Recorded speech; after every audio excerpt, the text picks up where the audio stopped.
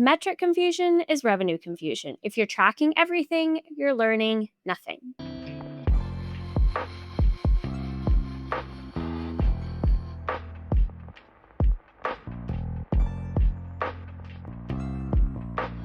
Welcome to Marketing Con Sabor. I'm your host, Samantha Hollyfield. I'm an MBA, I'm a marketer, I'm a small business owner right here in Houston, Texas. I help mission-driven brands grow with strategic marketing management that creates real ROI. Very often, small brands are tracking vanity metrics.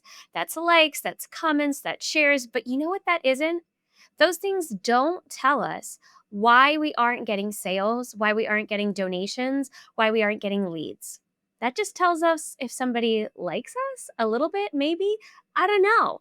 What is the measurement of a like? A like is just what it's called. It's that act of somebody clicking the heart button on Instagram or clicking the thumbs up button on Facebook or hearting something on TikTok or celebrating something on LinkedIn. But what does it actually mean?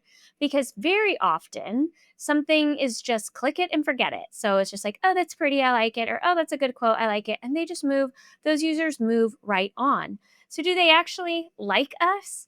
Because the sales funnel is know, like, trust, try, buy, repeat, refer. And what we consider like in the sales funnel is not necessarily the same as like as in vanity metrics. Vanity metrics don't tell us if we're producing revenue from our tactics on social media or our digital ads. And so you, as a business owner, have to make sure that your team, whoever they are, maybe it's me, maybe it's somebody else, whoever, is tracking the right thing. So that way, when you ask the question that matters, hey, what is this doing for my brand? They have real answers. Not, you know what, everybody is liking you online. Look, this post almost went viral. We have thousands of likes, we have hundreds of comments. But as a business owner, like, okay, that's cool. But how does it affect my bottom line? How does it help me grow market share? How does it make sure that butts are in seats here and not at that place down the road? When you are just focused on applause, money is being spent and you have no idea what works or what doesn't. So you never get to refine. You never get to focus on what is actually creating positive impact. So when you are not measuring result drivers, your marketing just becomes a guessing game. It's all about what's the cool next post instead of something strategic that will influence how to move people through that sales funnel of what? Know, like, trust, try, buy, repeat, refer. Instead of tracking just vanity metrics like know and like and share and just, what's the engagement rate? Instead, I encourage you to develop your very own KPIs. KPI in marketing land stands for Key Performance Indicator. A key performance indicator might have nothing to do with vanity metrics. Instead, it tells us how do we move somebody from this stage of the sales funnel to this one. It tells us this particular activity, perhaps on our website or on our social media or through our digital ads, actually moves somebody, actually produces leads, creates sales, creates clicks. So that way we can, push some abandoned cart emails. Key performance indicators are based around the things that actually produce the metric you need. A KPI should drive business outcomes. So when you are developing these things, ask yourself, does this drive a business outcome? Does it push somebody through the sales funnel? A key performance indicator might be like a click-through rate. An ordinary metric like likes, comments, shares, engagement rate, things like that. They're nice to know, but they don't drive revenue. An example of just a metric versus a key performance indicator is views. So I might see how many views this video got, but what would be a key performance indicator? I wouldn't track views, I might track watch time because the person who makes it all the way through potentially saw the ad in the middle of that video. Or let's say the video is the ad. If they made it to the very end, they heard the call to action. They had the opportunity to move into the next stage, which would be a click-through rate. The click from the video to your landing page, to your point of sale, to wherever. So what was the KPI there? It's not views, it's watch time. What actually has an impact?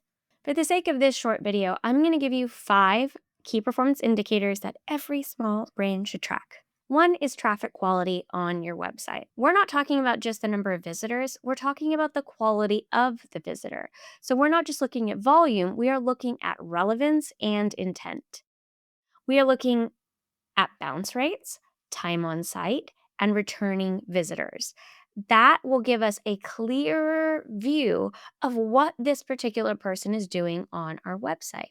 Because the person who stays, the person who spends more time there, the person who returns, that is a better quality lead or example of somebody who is connecting with our copy, connecting with whatever is on our website. If you are seeing a really high bounce rate, if you are seeing people just come to the site and go away, then those people are not great in terms of their relevance and intent. So, sure, maybe you had, let's say you had like 1 million people visit your website, but they spent 2 seconds there. Who cares? Who cares if 1 million people visited your website? They're never going to become customers. They saw something quickly and they left. So, what do we care about? Not just volume, we care about relevance and intent. The next one you're going to look at is lead generation. This one is pretty obvious, right? If you're a small business owner, you need leads. I know this deeply. I'm not just a freelancer, I'm not just somebody who, helps brands but doesn't understand the business side of things. I run a business and I'm an MBA. And so leads are absolutely huge. Why are we online? Why do we have a website? Why are we pushing digital ads?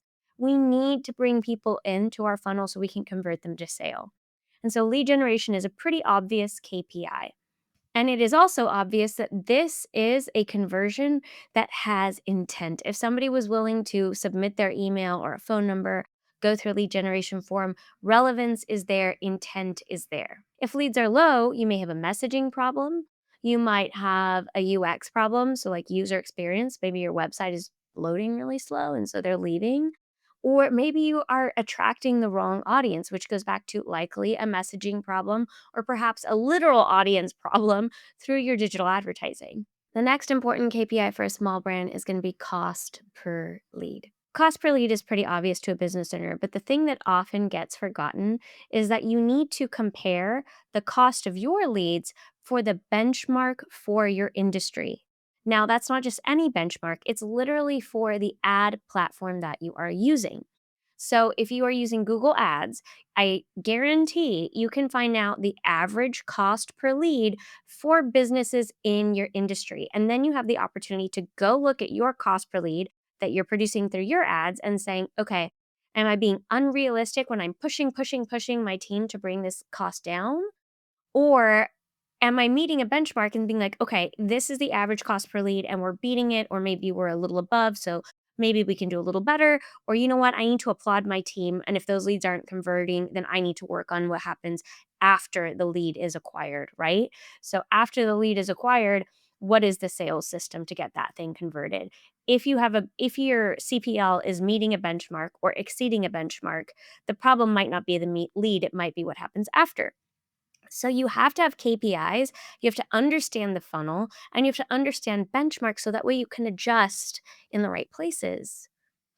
And applaud your team or say, "Hey, we got to refine." You can't know what to refine if you're not tracking the right stuff. Or if you're leading from a place of panic, which happens a lot. I have seen brands, they'll have a team. I'll come in as a consultant to kind of look at what's going on. And I have validated teams or I have helped them get better and then put benchmarks in place, put systems in place so they understand what to tweak when they are seeing certain numbers that are not meeting their goals. You can't know if it's the ad or the lead quality itself or the sales system if you're not tracking in the right places. The next, uh, again, I say it's pretty obvious, but when you're a new brand or you're a small brand or you're a fast growing brand, some of these KPIs get forgotten.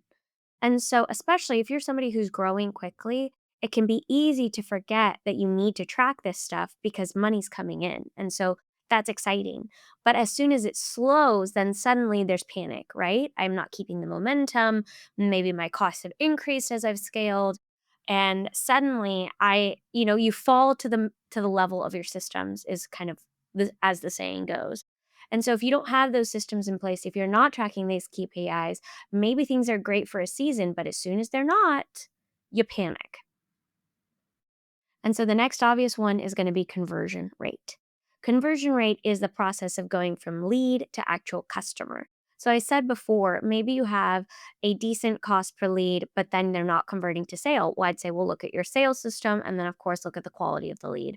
If the quality of the lead is solid, it's the right message to the right audience, you're not over promising, under delivering. But if all of that's good, then it's the sales system after, right? It's like, okay, well, how quickly was the follow up? What did the follow up look like? There's all of those processes involved. So that is the next piece of the puzzle: conversion rate, lead to customer. You have to know what happens when a lead is captured and the steps afterward. So that way, if that CPL was good, but the current conversion rate is bad, you work on your sales system. You try to get efficiency in there. You try to see what's going wrong. Maybe it's the efficiency of it. Maybe it's the messaging process. Maybe it is literally the user experience. So if everything is happening behind the scenes, there's not an actual person on the phone or a person emailing. Well, look at all those tiny little steps that are helping this person convert to sale.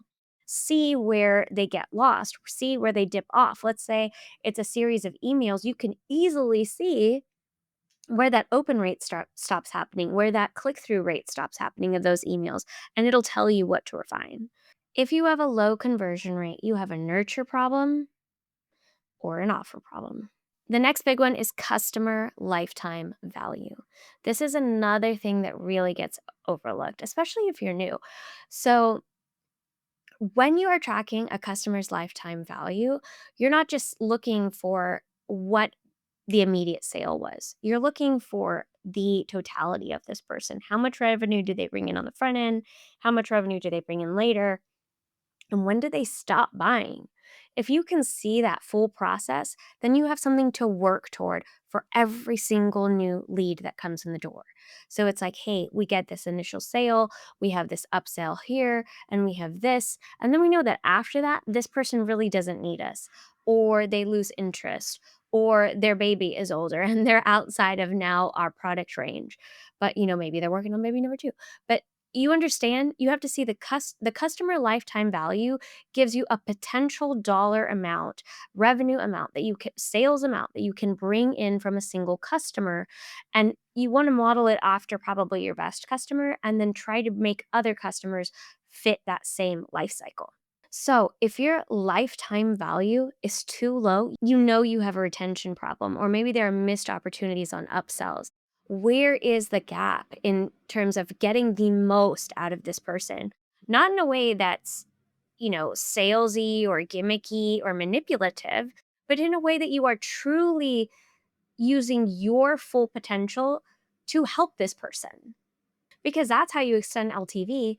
You are literally of service and filling a need that that person has. Another KPI to look at, which we're not going to get into that fully today, would be like revenue attribution by channel. So understanding what platforms bring in the most sales for you and how.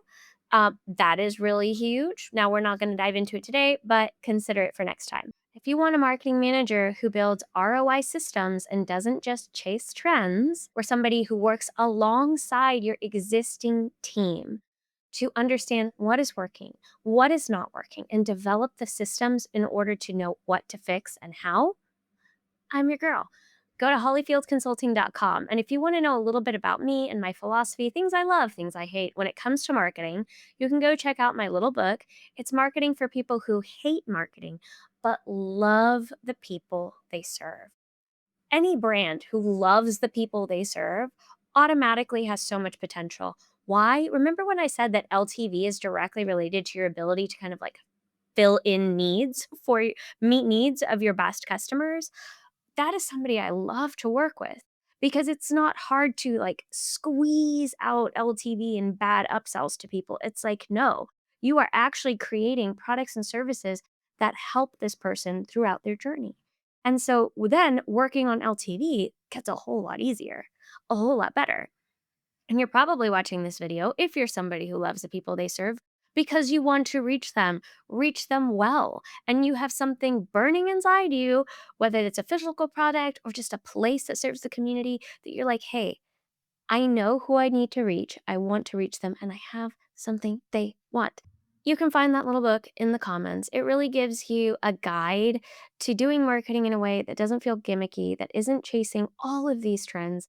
I know as a small business owner, so much comes at us. The best way to 10x our revenue, the best way to, make all your content go viral, the more of it all.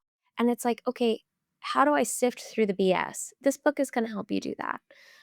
Because I'm in your shoes, but I'm also a marketer and I'm an MBA. So go get it. It's going to help you.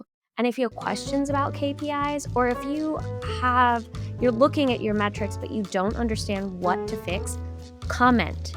I will help you literally in the comment. So go do that, and I'll see you next time.